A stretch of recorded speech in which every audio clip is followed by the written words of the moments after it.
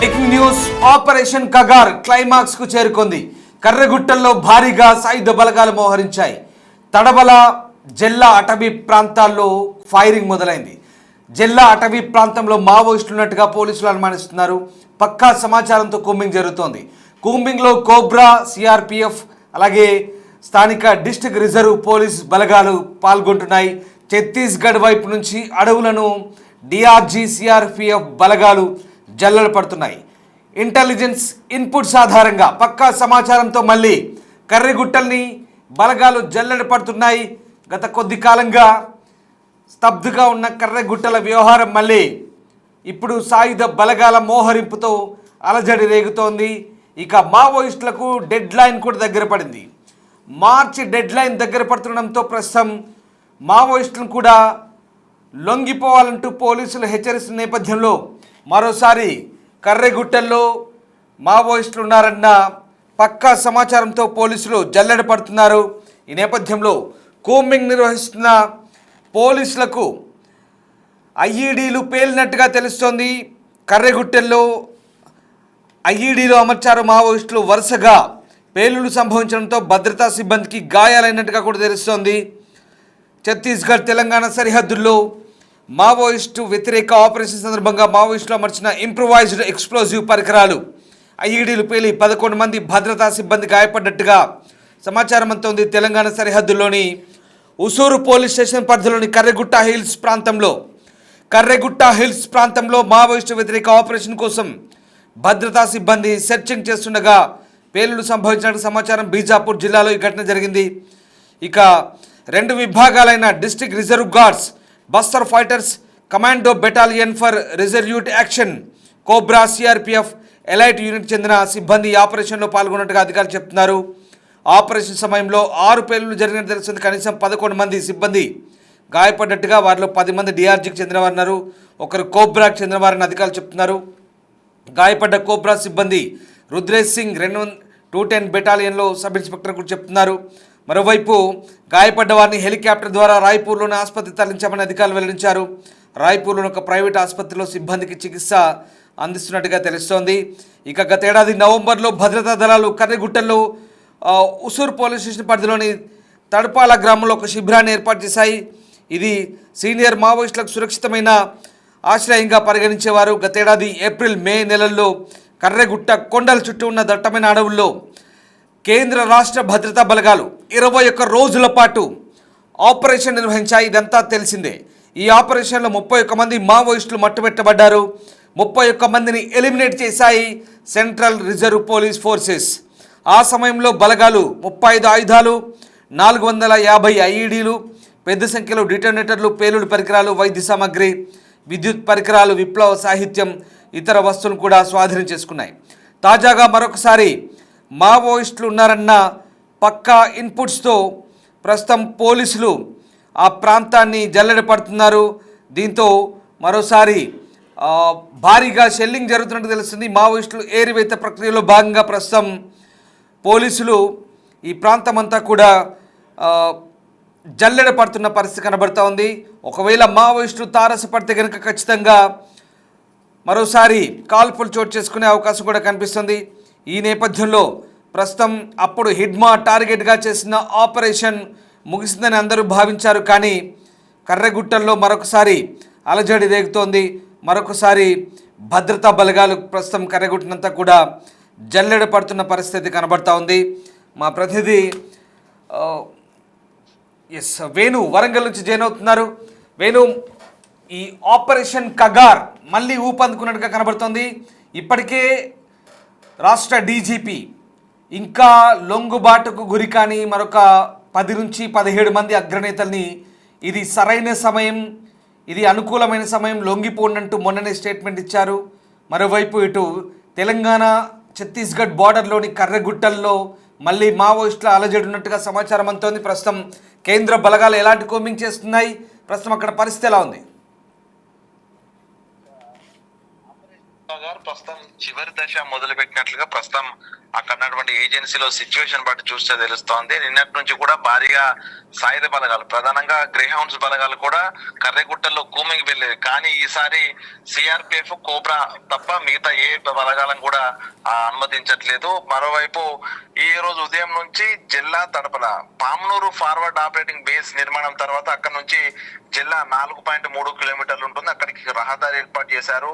దాంతో పాటుగా తడపల వద్దకు 14.9 కిలోమీటర్లు ఇక్కడ తాత్కాలిక రోడ్డు నిర్మాణం జరిగింది.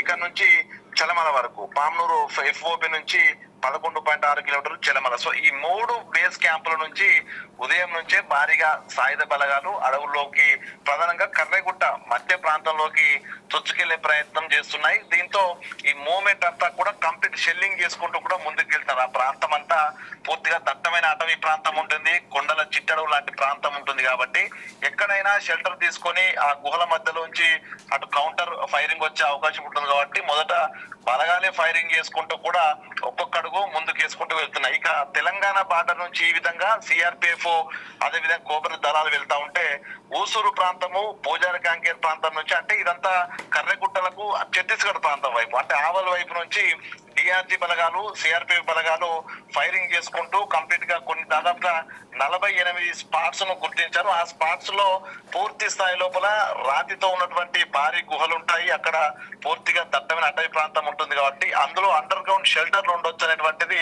ప్రధానంగా ఇంటెల్ సందాయి. సో దీంతోనే ఆ ప్రాంతాలన్నిటి కూడా మార్పు చేశారు. ఆ ప్రాంతం వరకు కొంత రహదారి నిర్మాణం చేసుకొని ప్రస్తుతము సాయుధ బలగాలు చుట్టుముట్టి ఫైరింగ్ అయితే జరుపుతా ఉన్నారు. భారీ మోటార్స్ తోని ఫైరింగ్ అయితే జరుగుతున్నట్లుగా తెలుస్తోంది. ఇక మరోవైపు ఈ ఛత్తీస్గఢ్ ప్రాంతం నుంచి అటు మహాముత్తారము, అదేవిధంగా ములుగు, వాజేడ్, వెంకటపురం ఈ ప్రాంతాలన్నీ కూడా కనెక్ట్ ఉంటాయి. కాబట్టి ఒకవేళ మావోయిస్టులు తప్పించుకొని వచ్చినా కూడా మైదాన ప్రాంతానికి రాకుండా గత 4 రోజుల నుంచి ఇటు భూపాలపల్లి, ములుగు ఈ ఫారెస్ట్ ఏరియా అంతా కూడా కంప్లీట్ గా పోలీసులు, ఇక్కడ ఏపీకి చెందినటువంటి, తెలంగాణకు చెందిన గ్రేహౌండ్స్ బలగాలు కంప్లీట్ గా అక్కడ పహారా కాస్తున్నాయి, చెక్ పోస్టులు ఏర్పాటు చేశారు. మొత్తంగా ఈ నెల రోజుల పాటు జరిగేటువంటి ఈ యొక్క ఫైనల్ ఎపిసోడ్ కగార్క్ అని చెప్పొచ్చు. దీంతో కంప్లీట్ గా మావోయిస్టులను తుదముట్టించడమా లేకపోతే పూర్తిగా సరెండర్ చేయడం అనేది ప్రధాన టార్గెట్ గా చేసుకుని అయితే కేంద్ర బలగాలు కదులుతున్నాయి. ఇక రేపు ఎల్లుండి మరొకన్ని బలగాలు కూడా కేంద్ర బలగాలు ఇటు పామనూరు బేస్ క్యాంప్ కు చేరుకునే అవకాశం ఉంటుంది. దాదాపుగా 8 చోట్ల ఊసూరు, నంబి, పూజారి కాంకేరు, భీమారము, తడపల, చెలమల, డోలి, జిల్లా, పామనూరు. సో ఈ ప్రాంతాలన్నీ కూడా ఆర్మీ హెలికాప్టర్ల ద్వారా ప్రస్తుతం సాయుధ బలగాల మోహరింపు జరుగుతుంది. కాబట్టి అతిపెద్ద ఆపరేషన్ అయితే ప్రస్తుతం కర్రెగుట్టలో కొనసాగుతుంది అనేది ఈ యొక్క మోహరింపు బట్టి చూస్తే అబద్ధం అవుతుంది. ఇక మరోవైపు ఈ రోజున చుక్మా జిల్లాలో 22 మంది మావోయిస్టు లొంగుబాటు జరిగింది. 5 బాంబులు పెళ్లి దాదాపు 12 మందికి పైగా సిబ్బంది, డిఆర్జీ జవాన్లు గాయపడ్డ పరిస్థితి. అంటే ఇంకా మావోల కదలికలు ఉన్నాయనేది స్పష్టం అవుతుంది. కాబట్టి కంప్లీట్ గా ఏరివేత లక్ష్యంగా కర్రెగుట్టలను అయితే అటు సాయుధ బలగాలు ఫైరింగ్ చేస్తూ ముందుకెళ్తున్నాయి. ఇక ఏ క్షణమైనా కూడా భారీ ఆపరేషన్ సంబంధించినటువంటి అఫీషియల్ అప్డేట్ కూడా వచ్చే అవకాశం. వేణు ఇప్పటికే కేంద్ర ప్రభుత్వం పెట్టిన టార్గెట్ దగ్గర పడింది. మార్చి టార్గెట్ ఏదైతే ఉందో ఆ టార్గెట్ లోపల మావోయిస్టులు అయితే భారతాన్ని చూస్తామంటూ హోమ్ మినిస్టర్ నుంచి వచ్చినటువంటి ప్రకటన, మరి ఉన్నవాళ్ళు ఇంకా లొంగిపోవాలి, జనజీవన స్రవంతిలో కలవాలి, ఇదే సరైన సమయం అంటూ ఇటు స్టేట్ పోలీస్ చీఫ్ డీజీ నుంచి వచ్చిన స్టేట్మెంట్, ఇవన్నీ కూడా మావోయిస్టులు ఇంకా ఎవరైనా మిగిలి ఉంటే కనుక లొంగుబాటుకు గురయ్యే అవకాశం ఉందా, లేదా ఇలాగే అజ్ఞాతంలో ఉండి పోరాటం చేసి పోలీసులను ఎదుర్కొనే ఛాన్స్ ఉందా? అసలు పరిణామాలు, పరిస్థితులు ఎలా ఉన్నాయి ప్రస్తుతం ఉన్న సిచ్యువేషన్లో మనకు మీ అబ్జర్వేషన్లో ఏమనిపిస్తుంది? అంటే ఇన్ని రోజులు కూడా ఒక తెలంగాణ మినహా ప్రతి రాష్ట్రం కూడా సీజ్ ఫైర్ పాటించలేదు పోలీసుల వైపు నుంచి. ప్రధానంగా తెలంగాణ మాత్రమే సీజ్ ఫైర్ పాటించింది, సరెండర్లు ప్రోత్సహించింది, వాళ్ళకి లొంగిపోయినటువంటి మావోయిస్టులకు వెంటనే ఆర్థిక సాయం కూడా అందించి వాళ్ళ రివార్డులు కూడా వెంటనే అందిస్తూ వాళ్లకు రిహాబిలిటేషన్ కల్పించింది ఒక తెలంగాణ మాత్రమే. కానీ ఆపరేషన్ కగారు దగ్గర పడుతుంది. మార్చి 31 తో ఆపరేషన్ కగారు ఎండ్ కావాలి. అప్పటికి మావోయిస్టు రహిత భారతదేశం స్థాపించబడాలని కేంద్ర ప్రభుత్వ టార్గెట్. కాబట్టి గత వారం రోజుల క్రితమే కేంద్ర సెంట్రల్ ఇంటెలిజెన్స్ నుంచి, అదేవిధంగా కేంద్ర హోమ్ మినిస్టర్ నుంచి కూడా ఒక వీడియో కాన్ఫరెన్స్ జరిగింది. అందులోపల ఒక తెలంగాణలో మా సరెండర్లకు సంబంధించినటువంటి డెడ్ లైన్ కూడా అయిపోయింది. కగారులో కంటిన్యూ కావాలంటూ కూడా కొన్ని ఆదేశాలు వచ్చినట్టుగా మనకు కొంత సమాచారం ఉంది. దీంతో డీజీ కూడా స్పందించి ఇదే సరైన సమయం అంటూ కూడా దాదాపు వారం 10 రోజుల లోపల సరెండర్లు వస్తే సరాసరి, లేకుంటే ఆపరేషన్ కగారులో పాలు పంచుకుంటామనేటువంటిది ఇండైరెక్ట్ గా ఆయన కూడా ఒక హెచ్చరిక జారీ చేశారు. దీంతోనే ఇన్ని రోజులు తెలంగాణ మావోయిస్ట్ చీఫ్ గా ఉన్నటువంటి బడే దామోదర్ అలియాస్ చొక్కరావు కోసం కూడా గాలించారు. కానీ తను ఆ ములుగు భూపాలపల్లి ఏరియాలో తిరుగుతా ఉన్నారు, దళం కూడా లొంగిపోవడానికి వస్తుందని భావించారు. కానీ ఇప్పటి వరకు తనకు సంబంధించినటువంటి అప్డేట్ రాలేదు. ఎస్ఐబికి ఎటువంటి సమాచారం అందకపోవడంతో తెలంగాణ నుంచి కూడా పూర్తిగా కగార్ ఆపరేషన్ మొదలుపెట్టే అవకాశం ఉన్నట్లుగా ప్రస్తుతం సిచ్యువేషన్ అర్థమవుతోంది. ఇక భూపాలపల్లి జిల్లాలోని ముత్తరం అడవు లోపల నిన్న రాత్రి కూడా ఫైరింగ్ జరిగినట్లు కూడా కొంత సమాచారం ఉంది. అందులో గంగన్న అనేటువంటి మావోయిస్టు నేతకు బుల్లెట్ గాయాలు కూడా అయ్యాయంటూ కూడా కొంత సమాచారం, అనఫీషియల్ సమాచారం అయితే బయటకు వచ్చింది. అయితే కొంత దళాలు కూడా అందులో ఉన్నాయి, వాటి భరతం పడతామంటూ కూడా ప్రస్తుతం సాయుధ బలగాలు అక్కడ కూడా మోహరింపోదైంది. మరోవైపు ఇటు సర్వాయిగూడెం, అదేవిధంగా కాల్వపల్లి, ములుగు శివారు ప్రాంతం అంతా కూడా, ఇటు భూపాలపల్లి ములుగు సంబంధించిన శివారు అటవీ ప్రాంతం ఇదంతా, ఇక్కడ కూడా చెక్ పోస్టులు ఏర్పాటు చేశారు. కంప్లీట్ గా సాయుధ బలగాలు అక్కడ మోహరింపు జరుగుతుంది కాబట్టి కంప్లీట్ గా అటు కర్రెగుట్టల ప్రాంతం నుంచి కనుక బయటకు వస్తే ఈ ప్రాంతానికి రావాలి. అంటే ఇక్కడ కూడా బలగాలు కూమింగ్ మొదలు పెడుతున్నాయంటే ఏరివేతకు సిద్ధమయ్యారనేది ఇక్కడ మనకు ఆ సిచ్యువేషన్ బట్టి చూస్తే తెలుస్తుంది. ఇక బలగాల మూవ్మెంట్ బట్టి చూస్తే ఈసారి సరెండర్స్ అనేది కూడా ఆల్మోస్ట్ గా తెలంగాణకు సంబంధించినటువంటి ఈ యొక్క ప్లాన్ ఏదైతే సరెండర్ ప్లాన్ ఉందో అది కూడా క్లోజ్ చేసి పూర్తిగా ఎన్కౌంటర్లకే మొగ్గు చూపుతారనేటువంటిది కూడా కొంత చర్చ జరుగుతుంది. దీన్ని బట్టి చూస్తే పూర్తిగా తెలంగాణకు సంబంధించి 14 మంది కీలక నేతలు మాత్రమే ఇప్పటి వరకు మావోయిస్టుల లోపల ఇంకా అండర్ గ్రౌండ్ లో ఉన్నటువంటి సిచ్యువేషన్. అందులో ఒక 16 మంది, మిగతా 16 మందికి సంబంధించి డీటెయిల్స్ కూడా దొరకట్లేదు. సో వాళ్ళంతా అజ్ఞాతంలో ఉన్నారా, లేదా ఉంటే లొంగిపోండి, లేకుంటే మాత్రము కఠిన చర్యలు ఉంటాయని ఒక హెచ్చరిక వచ్చింది. కాబట్టి కేంద్ర సాయుధ బలగాలతో కలిసి తెలంగాణ సంబంధించినటువంటి స్పెషల్ పోలీసులు కూడా ఈ యొక్క ఆపరేషన్ లో పాల్గొనే అవకాశం ఉంది. ఏదేమైనా కూడా మరొక నెలకు సంబంధించి కొంత సమయం అవుతుంది. మార్చి 31 మరో నెల 10 రోజుల్లో క్లోజ్ అవుతుంది. కాబట్టి ఆ లోపు సరెండర్లు అయితేనే బరాబర్, లేకుంటే మాత్రం ఎన్కౌంటర్లు అయ్యేటువంటి అవకాశం ఉంది. సో మొత్తానికి సాయుధ బలగాలు భారీగా మోహరిస్తున్న నేపథ్యంలో మళ్ళీ కర్రెగుట్టల్లో భారీ ఆపరేషన్, భారీ స్థాయి లోపల మావోయిస్టుల ఏరివేత జరిగే అవకాశం ఉంది. తెలంగాణలో కూడా కొంత అలజడి ఉంది కాబట్టి ములుగు భూపాలపల్లి ఏరియా ప్రాంతం లోపల అక్కడ కూడా కొంత